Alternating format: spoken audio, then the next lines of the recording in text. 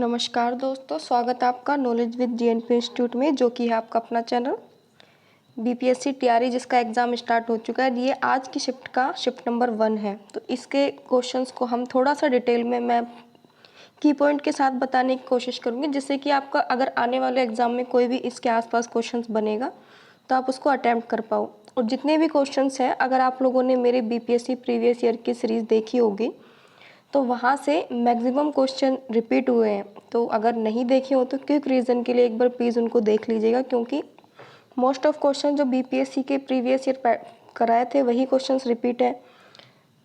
तो एक बार आप लोग जाके देख लीजिएगा, जिससे कि आपको हेल्प होगी। विद्युत विभव को मापने के लिए किस उपकरण का यूज़ किया जाता है? यानी कि विद्युत विभव यानी कि पोटेंशियोमीटर। तो विभव को मापने के लिए होता है विभवांतर, और विभवांतर को इंग्लिश में बोलते हैं पोटेंशियोमीटर। गैल्वेनोमीटर से सिर्फ हम एक धारा को नापते हैं, जो कि एक अल्प धारा होती है जो कुछ समय के लिए होती है। वोल्ट मीटर से वोल्टता नापते हैं। तो इसका right answer option number A. Question number 18। इससे पहले जो क्वेश्चन है ना वो मैथ के हैं, तो आप लोग ये मत सोचिएगा कि मैंने वो क्वेश्चन छोड़े क्यों हैं। चुंबकीय क्षेत्र है, तो चुंबकीय क्षेत्र क्या है? चुंबक का क्षेत्र है वो जो दिशा और परिमाण दोनों नहीं बताता, इसलिए वो एक अदिश राशि है। Question number 19। एक व्यक्ति पृथ्वी पर अधिक भार किस स्थिति में ढकेल सकता है? यानी कि जो पृथ्वी पर सबसे ज़्यादा भार है किस स्थिति में ढकेलेगा? तो प्रेशर कैसे लगता है? जो फोर्स है प्रेशर अपॉन एरिया, जो वेट होगा। तो अगर एरिया ज़्यादा होगा तो क्या हो जाएगा? प्रेशर कम हो जाएगा। तो क्या होगा? खड़े होने की स्थिति में एरिया कम है तो दाब ज़्यादा होगा। तो इसका right answer option number B होगा। लेट जाने पर क्या होगा कि एरिया ज़्यादा हो जाता है, जिसकी वजह से प्रेशर कम हो जाता है। फिर से एक बार समझा देती हूँ। जो भार लगता है वो होता है एरिया के इनडायरेक्टली प्रोपोर्शनल होता है। यानी कि जो भार है वो बल के इनडायरेक्टली प्रोपोर्शनल होता है। तो कोई भी अगर भार लग रहा है तो जैसे एरिया ज़्यादा है तो प्रेशर कम हो जाता है, और एरिया कम है तो प्रेशर ज़्यादा होगा। तो इसमें क्या होगा कि अब ये बोल रहे हैं भार किस स्थिति में अधिक लगेगा। तो अधिक कब लगेगा कि जब उसका लेटेगा तो एरिया ज़्यादा हो जाएगा, जिसकी स्थिति में उसका भार अधिक लगेगा। तो इसका option number C right answer होगा। प्रिज्म से गुजरने पर सबसे अधिक अपवर्तित होने वाला रंग है, तो वो जो सबसे ज़्यादा अपवर्तित होता है वो होता है बैंगनी कलर, क्योंकि वो VIBGYOR में फैलता है। तो जो लैम्डा का मान जो सबसे ज़्यादा होता है वो होता है बैंगनी कलर का। Question number 21। मिट्टी के तेल के बर्तन में बर्फ़ का टुकड़ा डाला जाता है, तो बर्फ़ के पिघलने पर मिट्टी के तेल की सतह कैसी होगी? तो बर्फ़ जब पिघलेगी तो मिट्टी के तेल की सतह क्या होगी? ऊपर उठने लगती है, क्योंकि जो मिट्टी का तेल है उसका घनत्व कम होता है, और जब घनत्व कम होता है तो वो ऊपर तैरने लगती हैं चीज़ें। तो इसका जो राइट आंसर होगा ऑप्शन नंबर ए होगा। निम्न में किसका पीएच 7 से अधिक है? तो 7 से अधिक किसका पीएच है? गैस्ट्रिक जूस है, तो ये तो एसिड बनाएगा, एसिडिटी होगी, तो ये तो 7 से कम होगा। प्लाज्मा है, ब्लड है, ब्लड की पीएच 7.8 होती है। और सिरका है, ये तो खुद ही एक एसिड होता है। तो इसका राइट आंसर होगा ऑप्शन नंबर बी। इस टाइप के क्वेश्चंस को आप ऑप्शन को एलिमिनेट करके कर सकते हैं। आने वाले एग्जाम में आप कोशिश कीजिएगा, अगर आपके कंसेप्ट क्लियर है तो उनको एलिमिनेट करके कर पाओ। एक सामान्य नेत्र लेंस की नाभिक दूरी कितनी होती है? तो जो हमारी फोकल लेंथ होती है आइस की वो होती है 25 सेंटीमीटर। मैक्सिमम तो अनंत होती है, लेकिन जो नॉर्मल होती है ना वो 25 सेंटीमीटर होती है। शुष्क बुझे हुए चूने पर क्लोरीन गैस की क्रिया से कौन सा पदार्थ बनता है? तो क्लोरीन गैस की क्रिया को जब हम CaOH होल कॉइस के साथ करते हैं तो क्या बनता है? विरंजक चूर्ण बनता है, जिसे CaOCl2 बोलते हैं, कैल्शियम ऑक्सीक्लोराइड।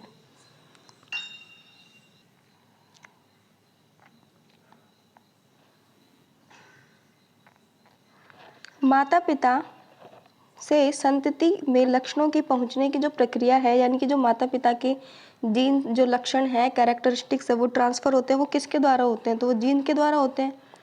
तो ये जो नियम है, प्रक्रिया है, वो क्या कहलाती है? वो कहलाती है जेनेटिक्स, यानी कि आनुवांशिकता बोलते हैं। क्वेश्चन नंबर 26, ओम के नियम के सत्यापन के लिए ध्यान में रखने वाली क्या बात है?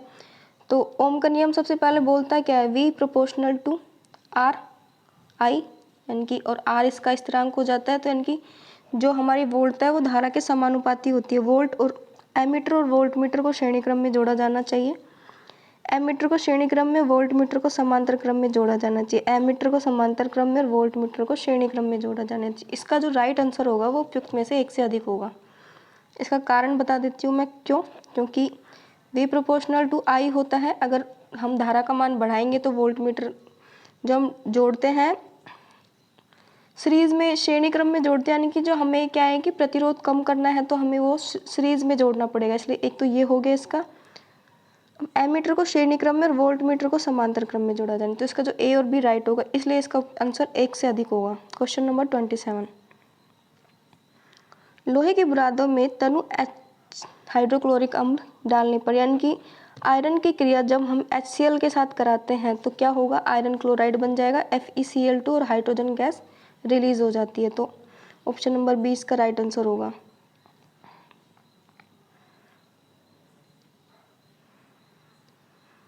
बाढ़ को रोकने के लिए सबसे उत्तम विधि क्या है? तो बाढ़ को जब हम रोकते हैं तो सबसे ज़्यादा क्या होता है कि सब जितना वन लगाएंगे उतना ही ज़्यादा बाढ़ रोकने की क्षमता बढ़ेगी, तो वन रोपण इसका होगा। एक तो होता है एफॉरेस्टेशन, एक होता है डिफॉरेस्टेशन। तो एफॉरेस्टेशन यानी कि वनों का रोपण ज़्यादा करेंगे तो बाढ़ रुकने की क्षमता ज़्यादा होगी। आई होप आपको समझ में आ रहा होगा सारी चीज़ें, क्योंकि मेरी कोशिश है कि आपको डिटेल्स के साथ कराई जाए, जिससे कि अगर आने वाले एग्जाम में क्वेश्चन रिपीट भी होते हैं तो आपको याद रहे। खाने के डिब्बे पर जिंक के बजाय टिन की परत चढ़ी होती है, क्यों? अब जिंक की जगह टिन की परत चढ़ने का जो कारण क्या होता है कि टिन है ना, रिएक्ट नहीं करता, प्रतिक्रियाशील कम होता है। टिन की तुलना में जिंक अधिक प्रतिक्रियाशील, यानी कि जो टिन है उसकी वो रेडियो एक्टिविटी यानी कि क्रियाशीलता वो कम होती है, इसके कारण इसका आंसर सी होगा।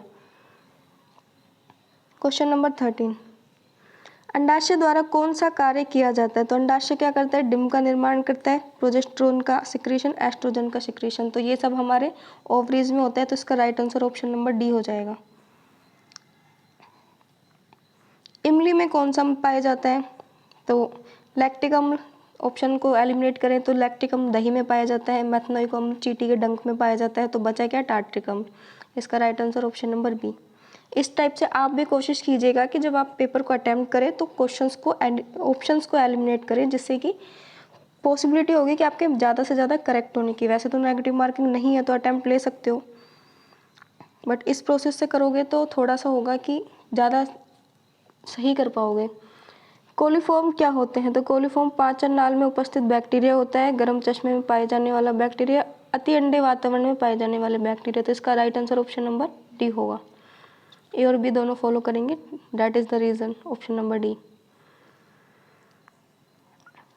भारत की संसद के नए भवन के प्रभारी वास्तुकार का नाम, जो संसद के जो नए भवन के वास्तुकार थे वो थे पद्मश्री विमल पटेल और एडवर्ड लुटियंस, जो दिल्ली के वास्तुकार हैं। और ये जो नई संसद भवन के जितने भी क्वेश्चंस थे उसकी वीडियो मैंने डाली हुई है, अगर नहीं देखी हो तो एक बार रिवीजन के तौर पे क्विक रिवीजन देख लीजिए, क्योंकि वो 10 मिनट की ज़्यादा लंबी नहीं है, उसमें आपको क्वेश्चंस मिल जाएंगे। केवल संविधान सभा के सदस्यों के चुनाव में भाग लेने वाले भारत की वयस्क आबादी के मतदाताओं का प्रतिशत क्या है? तो संविधान सभा का जब चुनाव हुआ था तो भारत की आबादी में जो वयस्क मतदाता थे वो अराउंड 40% प्लस थे, इसकी वजह से इसका राइट आंसर होगा उपयुक्त में से कोई नहीं। किस राज्य में अप्रैल 2023 में ट्रांसजेंडर समुदाय को ओबीसी का दर्जा दिया गया? तो ये करंट अफेयर से रिलेटेड है, तो इसका राइट आंसर होगा मध्य प्रदेश, क्योंकि अभी रिसेंट में मध्य प्रदेश ही था जिन्होंने ट्रांसजेंडर को ओबीसी का दर्जा दिया था। और ट्रांसजेंडर यूनिवर्सिटी जो बनाई गई थी वो यूपी में बनाई गई थी, यूपी के कुशीनगर में। तो ये सब भी याद रखना। और ट्रांसजेंडर को जॉब में जो आरक्षण दिया गया था वो कर्नाटक ने दिया था, ये भी याद रखना। मोहम्मद बिन तुगलक के शासनकाल में भारत आए प्रसिद्ध मुस्लिम खोजकर्ता इब्न बतूता। तो इब्न बतूता फेमस है, मोरक्को का रहने वाला था, option number B right answer.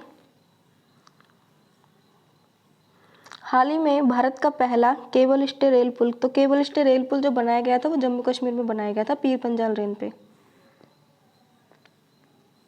Bharat का पहला अर्धचालक निर्माण हेतु प्लांट किस राज्य में? तो अर्धचालक के लिए जो प्लांट सेमीकंडक्टर के लिए बनाया गया था वो बनाया गया था गुजरात में।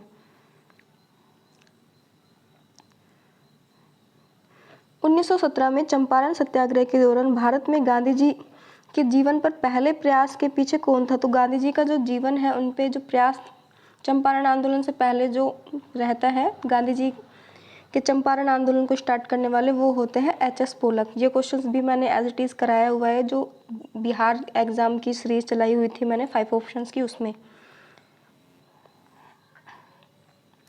क्वेश्चन करंट का है।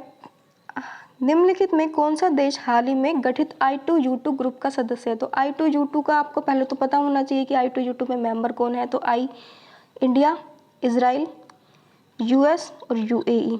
तो इसमें इसका आंसर कितने, तीनों तो है ही, तो उपयुक्त में से एक से अधिक इसका आंसर हो जाएगा। इस टाइप से आप एलिमिनेट करोगे तो आपका आंसर ज़्यादा चांसेस होंगे, इसलिए मेरी कोशिश भी थी कि आपको ऑप्शंस के साथ बताई जाए चीज़ें।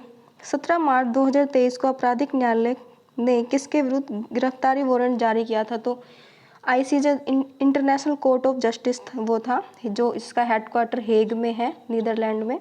तो वो जो करते हैं गिरफ्तारी वारंट, वो रशिया के जो प्रेसिडेंट होते हैं व्लादिमीर पुतिन, उनके अगेंस्ट करते हैं। तृतीय भारत प्रशासन द्वितीय सहयोग मंच FIPIC शिखर सम्मेलन कहाँ आयोजित हुई थी? तो FIPIC शिखर सम्मेलन हुई थी पापुआ न्यू गिनी में। रोवन विल्सन किस शहर के पहले अश्वेत मुख्य न्यायाधीश नियुक्त हुए थे? रोवन विल्सन जो अभी USA में नियुक्त किए गए थे, पहले अश्वेत थे। ये करंट से रिलेटेड है। निम्नलिखित में किस देश में संसदीय समिति ने हाल ही में सिफारिश की कि भारत को नाटो प्लस समूह का हिस्सा बनाया जाना चाहिए? तो नाटो के जो हेड है वो है कौन? USA। तो इसके जो सिफारिश करेंगे वो भी USA ही करेंगे।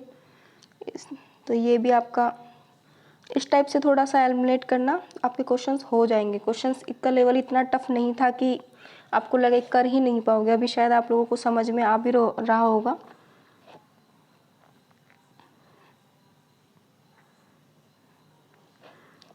अंतर्राष्ट्रीय बुकर पुरस्कार 2023। तो अंतर्राष्ट्रीय बुकर पुरस्कार 2023 दिया गया था जॉर्जी गोस्पेनेडिगो को। अरविंद अडिगा को 2020 में दिया गया था।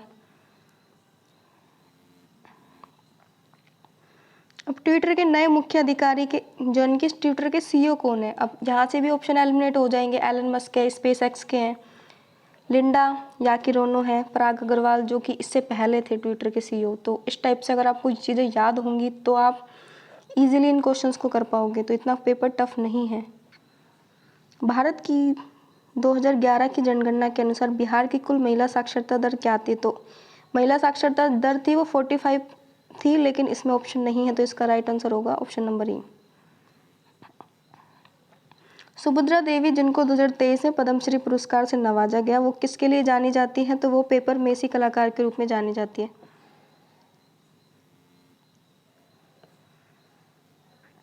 अब है क्वेश्चन नंबर 49। छोटा नागपुर क्षेत्र में मुंडा और संथाल किस पेड़ की पूजा करते हैं? तो मुंडा और संथाल विद्रोह स्टार्ट हुआ था, जो कि बिरसा मुंडा ने स्टार्ट किया था, जो सिद्धू और कान्हू थे। इसका जो राइट आंसर होगा वो होगा कदम, जो कि नागपुर, छोटा नागपुर एरिया में कदम जो प्रायोरिटी कम्युनिटी वो ज़्यादा पाई जाती है और वो पूजा करती है कदम पेड़ की।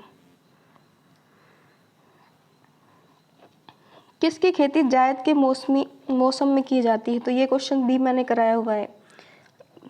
एक बार आप लोग, ज़्यादा सीरीज लेंथी नहीं है, हर वीडियो 10 मिनट का है। जो BPSC की 5 ऑप्शन सीरीज अगर नहीं देखी हो तो प्लीज़ एक बार देख लीजिए, क्योंकि वहाँ से आपको डायरेक्ट क्वेश्चन मिलेंगे। तो जायद की जो फसलें होती हैं वो होती है जिनको डायरेक्ट खेत से बेचा जाता है निकलने के बाद। तो खरबूजा, खीरा, तरबूज, तो ये तीनों जायद की फसलें। इसका right answer option number D। भूकंप के संबंध में कौन सा कथन सही है? तो P तरंगे, अनुप्रस्थ तरंगे, ये भी सही है। धरातल पर केंद्र के ऊपर से स्थान को अधिकेंद्र कहते हैं, जो कि एपिसेंटर कहलाता है, ये पॉइंट भी सही है। जानवरों का व्यवहार अध्ययन स्थानीय लोगों द्वारा अपनाई गई भूकंप की भविष्यवाणी के तरीके में से, यानी कि क्या होता है, भूकंप आने वाला होता है तो ऐसा रहता है कि जानवरों को थोड़ा सा इंफ्रा IR यानी कि इंफ्रा रेडिएशन के द्वारा उनको पता चल जाता है। जो होती है ना कि साउंड होती है, साउंड 3 टाइप की होती है। एक तो होती है ऑडिबल साउंड जो हम सुन सकते हैं, एक होती है अवरक्त तरंगे जो जिसकी 2 किलोहर्ट्ज़ से जो फ्रीक्वेंसी है वो कम होती है, जिसको जानवर सुन सकते हैं। एक होती है अल्ट्रासाउंड जिसकी ज़्यादा होती है, जो अल्ट्रासाउंड में काम आती है, सफाई में काम आती है। तो उस रेडिएशन से जानवरों को थोड़ा सा अनुमान लग जाता है। तो इसका right answer option number D होगा। निम्न में कौन सा कथन उत्तरी अमेरिका महाद्वीप को लेकर सुपीरियर के संबंध में सही है? तो सुपीरियर लेक यह विश्व में खारे पानी की सबसे बड़ी झील है। कनाडा यूएसए के मध्य भौगोलिक सीमा बनाती है। ये भी ठीक है, दोनों के मध्य लगभग 1700 किलोमीटर की सीमा लगती है। तो इसमें से एक से अधिक आंसर होगा, क्योंकि बी और सी इसका राइट है। सुपीरियर आई गैस की मीठे पानी की झील है, खारे पानी की नहीं है। इसमें थोड़ा सा मैं कंफ्यूज हूँ। बाकी कैस्पियन सागर शायद मीठे पानी की है, सुपीरियर खारे पानी की है। बट इसका ऑप्शन 1 एक से अधिक ही आंसर होगा। आकार और माप में समानता के कारण किस ग्रह को पृथ्वी का जुड़वा ग्रह माना जाता है? तो शुक्र को माना जाता है। ये क्वेश्चंस भी मैंने कराए हुए जो बीपीएससी के ज्योग्राफी के अलग से वीडियोस बनाई थी यूनिवर्स टॉपिक की, उसमें तो इम्पोर्टेंट जितने भी आपके टॉपिक्स हैं वो सारे मैंने ऑलरेडी कराए हैं। अगर नहीं देखे हैं तो क्विक रिवीजन के तौर पर देख लीजिएगा। कौन सा देश अमेजन नदी बेसिन का हिस्सा है? तो अमेजन का हिस्सा कौन है? Chile, Venezuela, Argentina. तो चिली है अमेजन का हिस्सा, क्योंकि ब्राज़ील में पाया जाता है वेनेजुएला। एक से अधिक इसका राइट आंसर होगा। निम्नलिखित में पृथ्वी की सतह से शुरू होकर वायुमंडलीय परतों का सही क्रम क्या है? तो इसके क्षोभ मंडल, समताप मंडल, मध्यमंडल, तापमंडल, बहिर्मंडल। तो इसके लिए एक ट्रिक याद रख सकते हो, छोड़, सब, मैं, आया, बिहार। क्षोभ मंडल, समताप मंडल, मध्यमंडल, आयन मंडल जिसको ताप मंडल बोला जाता है, बिहार, बहिर्मंडल। तो इस ट्रिक से भी इसको याद रख सकते हो। इसका right answer option number A. स्थानीय कृषि, स्थानीय नाम और संबंधित देश का सही युग्म क्या है? तो स्थानीय कृषि और स्थानीय नाम, मिल्पा, रोडेशिया, जिम्बाब्वे। तो इसका right answer option number B. Greenwich दोपहर में 12 बजे है, तो ग्रीनविच के 30 डिग्री पूर्व में क्या समय होगा? तो दोपहर के 2 बजेंगे, क्योंकि 15 डिग्री पे 1 घंटा होता है और 30 डिग्री पे 2 घंटे। तो ये 15 डिग्री वो चलती है ना, तो उसके अकॉर्डिंग। महासागरीय परपटी मुख्य खनिज अयस्क क्या है? तो महासागर की परपटी में मुख्य जो खनिज अयस्क है वो सिलिका और मैग्नीशियम है। अब इसको भी थोड़ा सा ट्रिक बता देती हूँ। एक तो होता है सियाल, सीमा और निफे, क्योंकि अभी आपका सिर्फ ये पूछा है, यानी कि सिलिका और मैग्नीशियम, सिलिका और एल्यूमिनियम और निकेल और आयरन। तो ये पूछ लिया है, तो इनमें से पूछा जाने की पॉसिबिलिटी होगी, तो इसको भी याद रखना।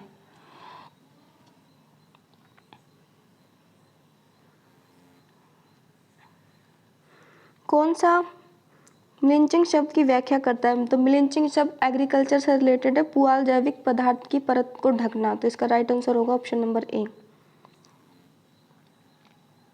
भारत में खनिज तेल उत्पादक क्षेत्र और इसकी अवस्थितियों का सही युग्म क्या है? तो जो खनिज तेल है वो कहाँ मिलते हैं? तो जो हमारे पेट्रोलियम उत्पाद है वो असम डिगबोई में है, गुजरात में भी है और बंगाल की खाड़ी बेसिन में। तो इसका राइट आंसर ऑप्शन 1 से अधिक। 61 जवाहरलाल नेहरू की अस्थायी सरकार में श्रम मंत्री कौन थे? तो श्रम मंत्री कौन थे? जगजीवन राम थे। अरनासब अली जो 1942 में भारत छोड़ो आंदोलन थे उसमें गुप्त रेडियो की स्थापना करती है। सी राजगोपालाचार्य वो सीआर प्लान से संबंधित होते हैं 1947 में।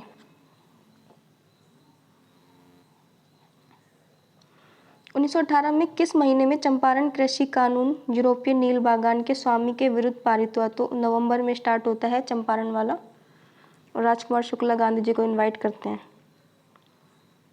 निम्नलिखित में कौन सा सही है? ए बेंच ऑफ ओल्ड लीडर्स का लेखन राजेंद्र प्रसाद ने किया। व्यक्तिगत सत्याग्रह के बहादुर दूसरे सत्याग्रह, ये ऑप्शन गलत है। सुभाष चंद्र बोस इंडिया स्ट्रगल के लेखन किया, ये भी सही है। अब इसका right answer option number C होगा। अब व्यक्तिगत सत्याग्रह के दूसरे थे ना जो सत्याग्रही, वो थे आचार्य विनोबा भावे। पहले थे तो पंडित जवाहरलाल नेहरू थे, दूसरे होते हैं आचार्य विनोबा भावे। तो ये ऑप्शन आपका पहले एलिमिनेट हो गया। बेंच ऑफ ओल्ड लेटर्स, ये राजेंद्र प्रसाद का नहीं था। किस जनजाति ने कांग्रेस में गया अधिवेशन में भाग लिया? तो गया में कौन भाग लेती है? उरांव जनजाति भाग लेती है। युग्मों का सही सुमेलित नहीं है तो एडवोकेट ऑफ इंडिया दादा भाई नौरोजी, यंग इंडिया महात्मा गांधी की, ये सही है। इंडियन इंस्पेक्टर सुरेंद्रनाथ बनर्जी की है। एडवोकेट ऑफ इंडिया दादा भाई नौरोजी की नहीं थी, तो इसका राइट आंसर होगा ऑप्शन नंबर ए। इसमें पूछा है जो मैच नहीं कर रहा,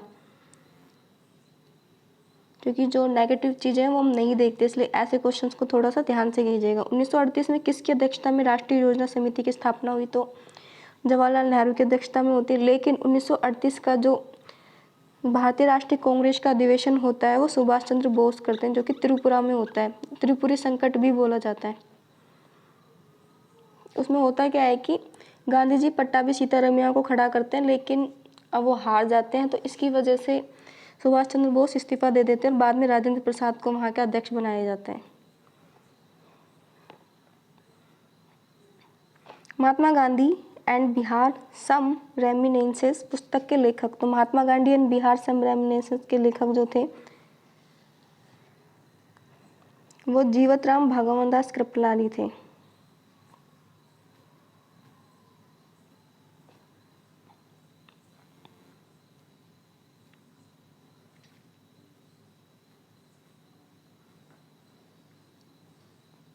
किस आंदोलन के प्रभाव में आकर बिहार के लोगों ने चौकीदारी कर देने से इनकार किया? तो चौकीदारी कर देने से इनकार सविनय अवज्ञा आंदोलन के टाइम पे होता है और ये बिहार में स्टार्ट होता है। ये सेम क्वेश्चंस मैंने कराया हुआ है जो बिहार की प्रीवियस ईयर सीरीज थी। जितने क्वेश्चन है मैक्सिमम रिपीटेड क्वेश्चन है, इसलिए फिर कहूँगी आपको कि जो सीरीज़ है उसको एक बार देखिएगा, आपकी वहाँ बहुत हेल्प होने वाली है, क्योंकि बीपीएससी हमेशा अपने क्वेश्चन को रिपीट करता है। और आपको इस पेपर में जितने क्वेश्चन है ना ऑलमोस्ट आपको उस सीरीज़ में मिल जाएंगे। करंट से एक्सपेक्टेशन मत रखना, क्योंकि करंट तो अलग ही रहती है, बाकी जो भी क्वेश्चन है हिस्ट्री ज्योग्राफी पॉलिटी के वो आपको यहाँ मिलेंगे। वह महिला स्वतंत्रता सेनानी कौन थी जो स्वतंत्रता आंदोलन व्योवृद्ध महिला के रूप में? तो वो थी कौन? अरुणा असफ अली। किस स्थान पर बीजी तिलक ने होम रूल लीग की स्थापना की? तो होम रूल लीग की स्थापना पूना से स्टार्ट होती है, बाल गंगाधर तिलक करते हैं और 1916 में होती है। एनी बेसेंट करती है मुंबई से और ऑल इंडिया में फैलाती है उसको। हुकार हिंदी साप्ताहिक पत्रिका के प्रकाशन से कौन संबंधित थे? तो सहजानंद सरस्वती थे, क्योंकि जो हुकार हिंदी साप्ताहिक पत्रिका थी वो कृषि से संबंधित थी और जो सहजानंद सरस्वती थे वो कृषि आंदोलन में बढ़ चढ़ कर हिस्सा लेते थे। ये क्वेश्चन भी मैंने कराया हुआ है। किस अंग्रेज सैन्य अधिकारी जनरल ने झांसी की रानी को यह कहते हुए श्रद्धांजलि दी थी कि यह वह औरत सोई हुई है जो विद्रोहियों में एकमात्र मर्द थी? तो जो झांसी के अगेंस्ट जो लड़ते हैं वो हीरोज लड़ते हैं। कॉलन कैंपबेल दिल्ली से लड़ते हैं और हडसन लखनऊ से लड़ते हैं। बेगम हजरत महल के लखनऊ से लड़ते हैं बेगम हजरत महल के बाहर कैंपेबल, और हडसन लड़ते हैं दिल्ली से। Question number 73।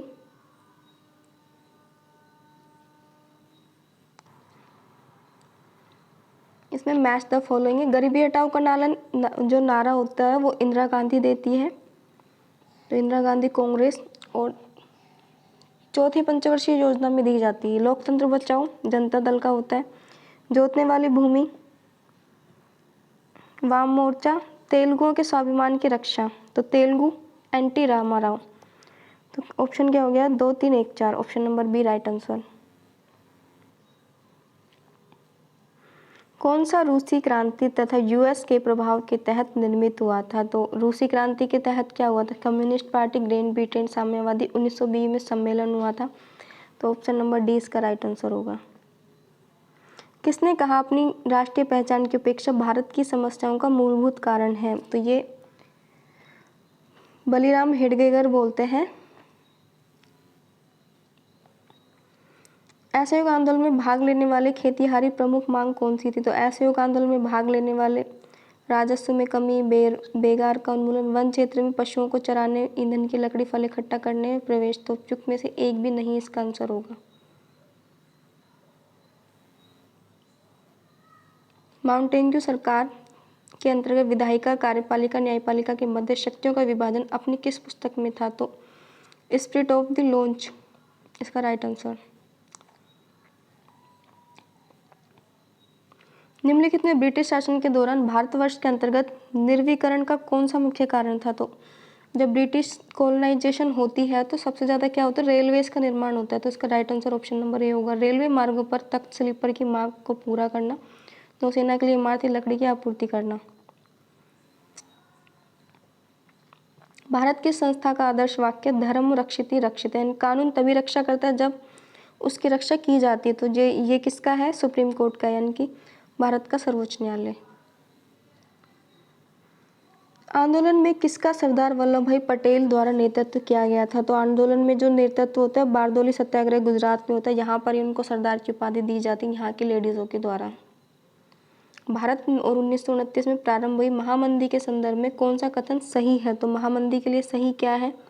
व्यापार को प्रतिकूल रूप से प्रभावित किया, ये भी ठीक है। खेतीहारी किसान आयात को प्रतिकूल से प्रभावित किया। तो महामंदी के टाइम पे सारे ही इफेक्टिव थे। तो उपयुक्त में से एक से अधिक इसका राइट आंसर होगा।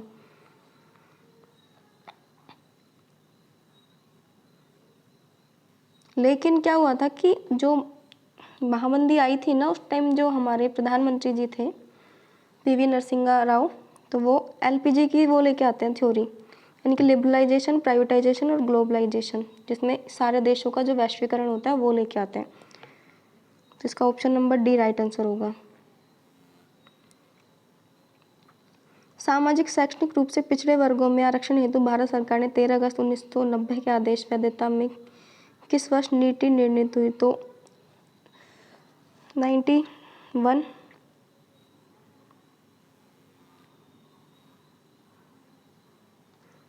एगसन मेडिसन की पुस्तक the world economy historical statics के अनुसार प्राचीन काल में जीडीपी के जो परसेंट है, तो विश्व में जो हमारा जो परसेंटेज है वो कितना है? तो वो आई गेस 10 अराउंड होता है। तो नन ऑफ दीज इसका आंसर होगा, उपयुक्त में से कोई नहीं।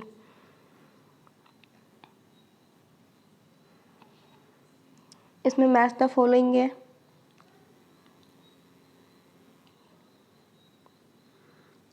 विशेष स्पेशल जो मैरिज एक्ट है वो कब आता है? 1961 में आता है। दहेज का अधिनियम आता है 1976 में आता है। तो 4231।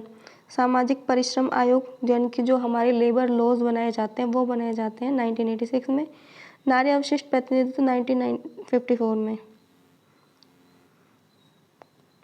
निम्न में कौन सा बुनियादी मूल सभी नेताओं द्वारा भारत के संविधान पर विचार विमर्श हेतु संविधान निर्माता सभा के मिलने में पहले ही स्वीकार कर लिया गया था? तो क्या था? वयस्क मताधिकार भी था, जो कि राजीव गांधी लेके आते हैं। स्वतंत्रता समानता का अधिकार 14 से 18 आर्टिकल में आता है। अल्पसंख्यकों का संरक्षण 29 और 30, 25 से 28 में आता है अल्पसंख्यक का संरक्षण। नहीं, धर्म की स्वतंत्रता आती है 25 से 28 में, 29-30 में आती है अल्पसंख्यक का संरक्षण। तो ये याद रखना। तो उपयुक्त में से एक से अधिक इसका राइट आंसर होगा। पुस्तक the beautiful the indigenous Indians education the 18th century किसने लिखी थी? तो ये लिखी थी धर्मपाल ने। संविधान की प्रस्तावना में बंधु तत्व मुख्य किससे आश्रित करते हैं? तो गरिमा, देश की अखंडता, न्याय, स्वतंत्रता एवं समानता। उपयुक्त में से एक से अधिक। ये क्वेश्चन मैंने अभी 2 दिन पहले जो वीडियोस अपलोड की थी उसमें भी सेम क्वेश्चन था। आप खुद देख लीजिए कितने क्वेश्चंस रिपीटेड हैं, तो आप एक बार उस सीरीज को जरूर देखिएगा। इनमें से किसने कहा भारतीय न्यायपालिका विलासी मुकदमेबाज से ग्रसित है? तो ये कौन बोलते हैं? जस्टिस रंजन गोगोई बोलते हैं।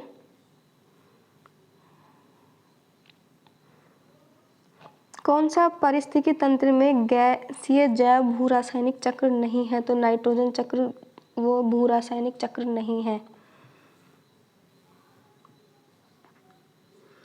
कौन सा जीव क्लोरोफिल की उपस्थिति में सूर्य के प्रकाश का उपयोग कर अकार्बनिक पदार्थों को कार्बनिक में परिवर्तित करता है? तो वो कौन करता है? जो सपोषी होता है, खुद ही भोजन बनाने वाले, ऑटोट्रोफिक बोला जाता है इनको। किसके पास उच्च ऊर्जा स्तर और छोटा तरंगदैर्घ्य होता है? तो VIBGYOR। तो ये क्या थोड़ा सा इसको एक बार रफ कर देते हैं। ऐसे चलता है ये VIBGYOR। तो रेड है, इसकी वेवलेंथ ज़्यादा होती है लेकिन इसकी कम होती है। रेड की फ्रीक्वेंसी ज़्यादा होती है, वेवलेंथ कम होती है। तो इसका जो राइट आंसर होगा वो होगा बैंगनी पैराबैंगनी किरणें, यानी कि वॉयलेट। प्रत्येक पोषी स्तर पर गैर अपघटनीय रसायनों में लगातार रासायनिक संचय की प्रक्रिया को कहा जाता है, तो कहा जाता है जैविक आवर्धन कहा जाता है। जनसंख्या की वहन क्षमता किसके द्वारा निर्धारित की जाती है? तो जनसंख्या की वहन क्षमता जो निर्धारित होती है जनसंख्या वृद्धि दर से निर्धारित होती है।